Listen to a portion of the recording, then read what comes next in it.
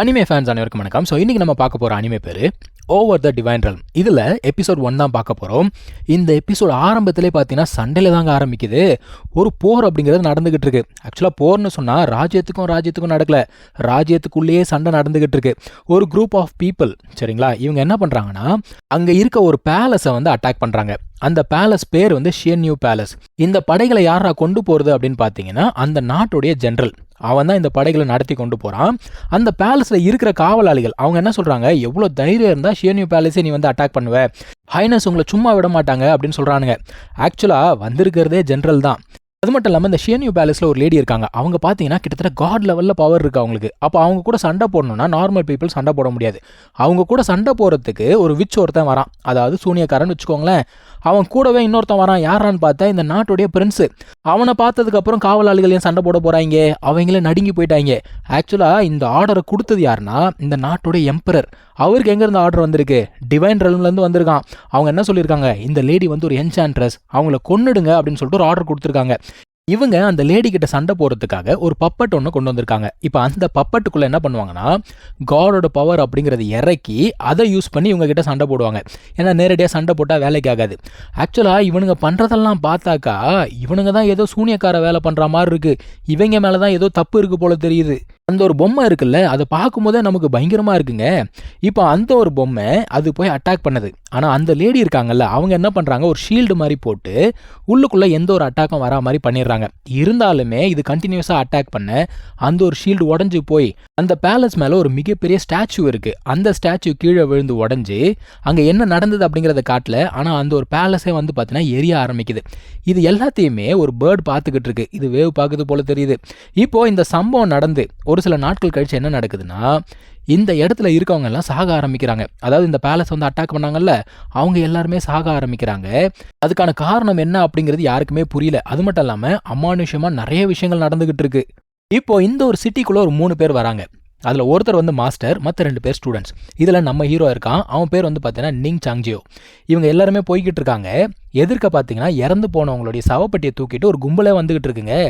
இவனுங்களை பார்த்தாலே நமக்கு ஒரு அமானுஷ்ய ஃபீலிங் வருது. இப்போ இந்த பொண்ணு என்ன பண்ணுறா, நம்ம ஹீரோ கிட்ட ஏதோ ஒரு ப்ராங்க் பண்ண அவன் போயிட்டு சவப்பட்டி மேலே விழ அங்கே இருக்க அந்த பொணத்தை பார்த்து பயந்துடுறான். இவரும் எட்டி பார்க்குறாரு. பார்த்தா அந்த பொணமே பயங்கரமாக இருக்குங்க. ஒரு வழியாக மறுபடியும் சவப்பட்டியை மூடி அதை கொண்டு போய்கிட்டு இருக்காங்க. இந்த பொண்ணு எப்பவும் போல் ஒரு சில சிலுமிஷங்கள்லாம் பண்ணிக்கிட்டு இருக்கான்னு வச்சுக்கோங்க. இப்போ இவங்களை பார்க்கறதுக்காக ஒருத்தன் வரான். யார் அப்படின்னா இந்த ஒரு ஸ்டேட்டோடைய மினிஸ்டர். அவன் ஆக்சுவலாக அந்த ஜென்ரல் இருந்தான் இல்லையா, அவன் செத்து போயிட்டான். அவன் வீட்டில் தான் நிறைய அமானுஷம் நடந்துகிட்டு இருக்கு. இவர் வந்து பார்த்தீங்கன்னா எக்ஸாசிசம் பண்ணுறதுக்காக வந்திருக்காங்க. சரி வாங்கன்னு சொல்லிட்டு கூப்பிட்டு போகிறாங்க. இப்போ எங்கே இவங்களை கூப்பிட்டு போகிறாங்க அப்படின்னு பார்த்தீங்கன்னா, அதாவது அந்த எக்ஸாசிசம் நைட்டில் தான் பண்ணணுமா. இப்போ நீங்கள் ஒரு இடத்துல தங்கி ரெஸ்ட் எடுத்துக்கோங்க, நைட்டில் அந்த வேலையை பார்த்துப்போம் அப்படின்னு கூப்பிட்டு போகிறாங்க. போகிற வழியில் நம்ம ஹீரோ பார்க்குறான். அவனுக்கு ஒரு காட்சி தெரியுது. அதாவது மிகப்பெரிய நிலா இருக்குங்க. அங்கே ஒரு அகாடமி மாதிரி இருக்குது. ஒரு லேடி அப்படிங்கிறத பார்க்குறான். யார் இவங்க அப்படின்னு யோசிக்கிறதுக்குள்ள இந்த பொண்ணு வந்து எல்லாத்தையும் கெடுத்து விட்டுறா. சரி ஓகேன்னு சொல்லிட்டு நடந்து போகிறாங்கப்பா. இப்போது அவங்க மாஸ்டர் இருக்கார்ல, அவர் வந்து ஏதோ கணக்கு போட்டு பார்க்குறாரு. அவர் என்ன சொல்கிறாரு, எப்பா நான் வந்து வயசான மனுஷன், சரியா, நான் எங்கே வேணால் தங்கிக்கலாம், பிரச்சனை இல்லை. ஆனால் என் கூட 2 சின்ன பசங்க இருக்காங்க, சரியா, ஸோ இந்த மாதிரி ஈவலோரா இருக்கக்கூடிய இடத்துல எங்களால் இருக்க முடியாது அப்படின்னு சொல்கிறாரு. அது மட்டும் இல்லாமல் இங்கே இருந்தவன் எப்படி செத்தான்னு சொல்லிட்டு மனுஷன் கணக்கு போட்டு சொல்லிட்டாரு.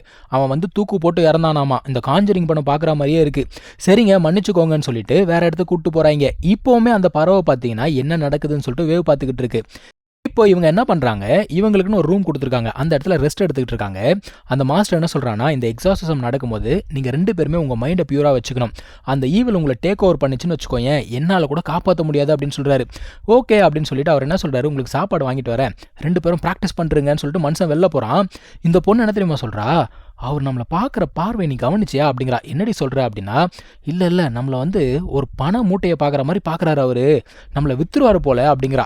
இவன் என்ன சொல்கிறான், அவர் தான் நம்மளை காப்பாற்றி இவ்வளோ நாள் வளர்த்துக்கிட்டு இருக்காரு, அவரையும் விற்க போகிறாரு அப்படின்னு சொல்லும்போது, இல்லை உனக்கு தெரியாது, ஆடு வளர்த்து கொழுன்னு ஆனதுக்கப்புறம் தானே வெட்ட முடியும், உங்ககிட்ட சொல்லி என்னத்த பிரயோஜனம் அப்படிங்கிறா. ஆனால் அவன் பார்த்தீங்கன்னா வேற என்னமோ யோசிச்சுக்கிட்டு இருக்கான்.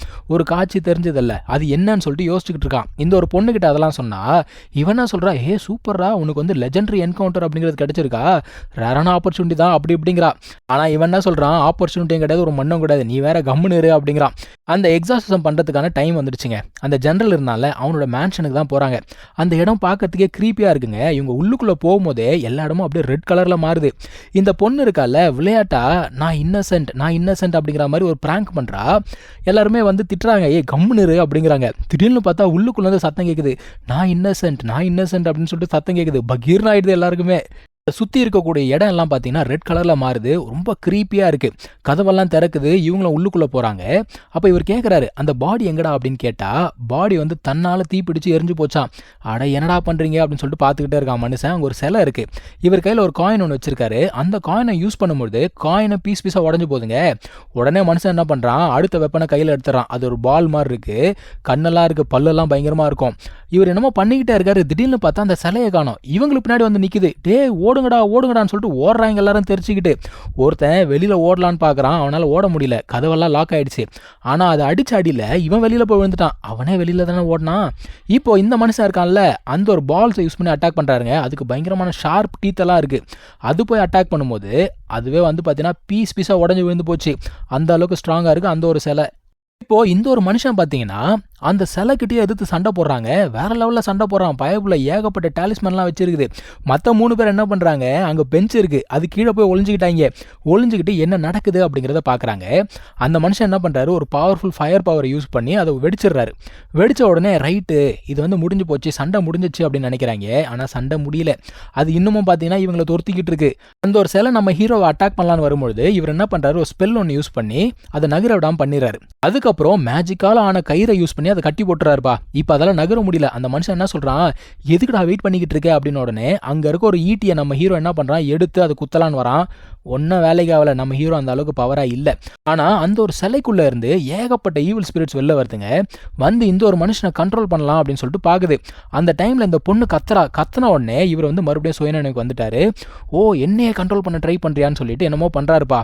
அப்போ அந்த ஜெனரலோட ஆவி இருக்குது பாருங்க, அது வந்து இந்த மனுஷனை மறுபடியும் டேக் ஓவர் பண்ணலான்னு பார்க்குது. ஆனால் அதுல இருந்தும் மனுஷன் தப்பிச்சிட்டு என்ன பண்ணுறான்னா, தண்டர் பவர் இருக்கக்கூடிய ஒரு டாலிஸ்மன் அப்படிங்கிறத யூஸ் பண்ணுறாங்க. யூஸ் பண்ணி அட்டாக் பண்ணுறான். அட்டாக் பண்ண உடனே மொத்தமாக அது வந்து பார்த்தீங்கன்னா கிளியர் ஆன மாதிரி ஆயிடுது. இப்போது அவன் வந்து ஸ்டூடெண்ட்ஸ் கிட்ட சொல்கிறான், வாங்க வந்து ஃப்ளோரை கிளியர் பண்ணுங்க, எல்லாம் முடிஞ்சிச்சு அப்படிங்கிறான். ஆனால் அவங்க வரமாட்றாங்க. என்னடா பிரச்சனை அப்படின்னு கேட்டால், உங்கள் கையை பாருங்க அப்படிங்கிறானுங்க. ஆக்சுவலாக இந்த ஆள் இன்ஃபெக்ட் ஆகிட்டாங்க. ஸோ இப்போ அங்கே இருக்கக்கூடிய அந்த ஈவில் ஸ்பிரிட்ஸ் எல்லாமே இந்த ஆளை பயங்கரமாக தாக்க ஆரம்பிக்குது. இவனுமே கொஞ்சம் கொஞ்சமாக ஈவலாக மாறிக்கிட்டு இருக்கான். இந்த 2 பசங்க ஓடிடலாம் அப்படின்னு சொல்லிட்டு ட்ரை பண்ணுறாங்க. ஆனால் ஓட முடியல. அந்த ஆள் என்ன பண்ணுறான்னா, இவங்களை கண்ட்ரோல் பண்ணி இழுத்து இவங்களுக்குள்ள அந்த ஒரு ஈவில் ஸ்பிரிட்ஸை சீல் பண்ணணும்னு சொல்லிட்டு பார்க்குறாங்க. ஆக்சுவலாக ரொம்ப வருஷம் தேடி இவங்க 2 பேர் கிடச்சிருக்காங்களாம். அதாவது பர்ஃபெக்டான பாடியா இவங்க உடம்புல ஆக்சுவலாக ஈவில் ஸ்பிரிட் அப்படிங்கிறத சீல் பண்ணி வைக்க முடியும். அதுக்கப்புறம் எடுத்துடலாம். ஆக்சுவலாக ரொம்ப கஷ்டமான சிச்சுவேஷன் வரல அப்படின்னா நான் உங்களை யூஸ் பண்ணியிருக்க மாட்டேன் அப்படிங்கிற மாதிரி அந்த ஆள் சொல்லிக்கிட்டு இருக்கான். இருந்தாலுமே மொத்தமாக சீல் பண்ணிக்கிட்டு இருக்கும்போது இந்த பொண்ணுடைய உடம்புல ஒரு ஸ்பிரிட் இருக்குது. அந்த ஸ்பிரிட் வந்து பார்த்தீங்கன்னா இந்த ஆள் அட்டாக் பண்ணலான்னு சொல்லிட்டு வருது. அது ஒரு ஃபாக்ஸ் ஸ்பிரிட். ஆனால் இந்த ஆள் என்ன பண்ணுறான், அந்த ஒரு ஸ்பிரிட்டையுமே வந்து டிஃபீட் பண்ணிடுறான்.